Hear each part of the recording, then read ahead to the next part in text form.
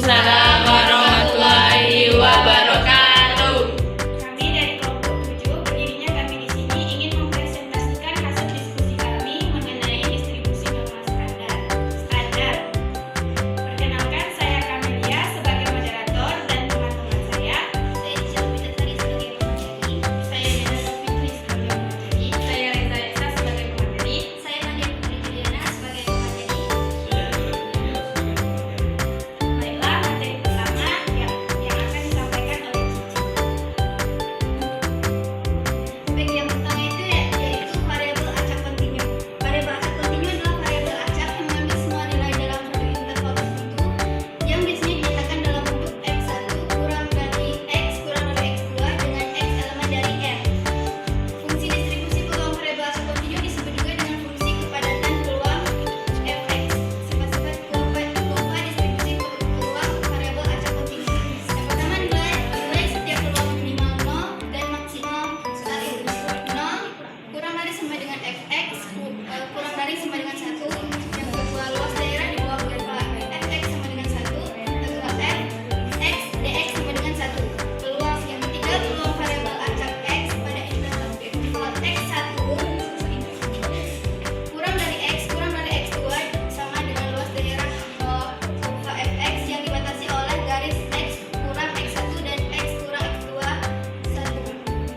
yaitu p x1 kurang dari x kurang dari x2 sama dengan integral x2 x1 fx dx dengan catatan pada fungsi peluang variabel acak kontinu p x kurang dari x1 sama dengan p x kurang dari sama dengan x1 p x lebih dari x2 sama dengan p x sama x lebih dari sama dengan x2, lalu p x1 kurang dari x kurang dari x2 sama dengan p x1 kurang dari sama dengan x kurang dari x2 sama dengan p x1 kurang dari x kurang dari sama dengan x2 sama dengan p x1 kurang dari x kurang dari x2.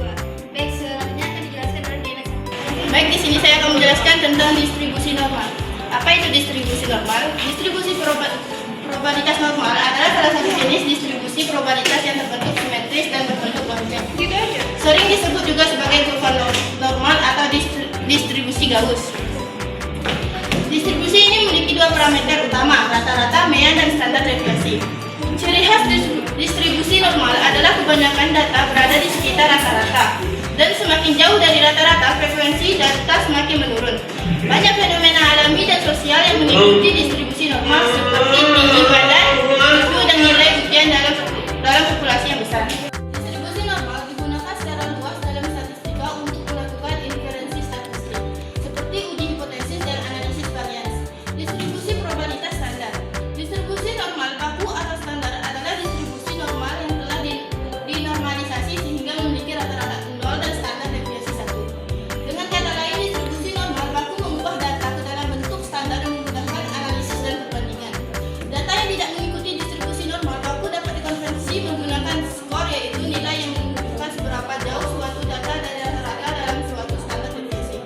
Distribusi normal baku atau standar adalah distribusi normal yang telah dinormalisasi sehingga memiliki rata-rata 0 dan standar deviasi 1. Dengan kata lain, distribusi normal baku mengubah data ke dalam bentuk standar yang memudahkan analisis dan perbandingan. Data yang tidak mengikuti distribusi normal baku dapat dikonversi menggunakan skor, yaitu nilai yang menunjukkan seberapa jauh suatu data dari rata-rata dalam satuan standar deviasi. Baik, itu saja yang bisa saya sampaikan. Selanjutnya akan disampaikan oleh Reza Esa. Oke, baik. Ini kami mengambil contoh dari distribusi normal standar, yaitu jam belajar mahasiswa per hari. Dari nama-nama tersebut kita ubah menggunakan grafik. Nah, dari data primer di atas diolah menggunakan data distribusi normal standar dengan ada beberapa cara. Yang pertama itu menghitung rata-rata mean. Nah, hasilnya itu ada 1,7. Terus yang kedua itu menghitung standar deviasi. Untuk itu menghitung selisih setiap datanya. Untuk di jam pertama itu selisihnya 3,92. Di belajar yang setengah jam itu 12,96. Untuk yang 2 jam belajar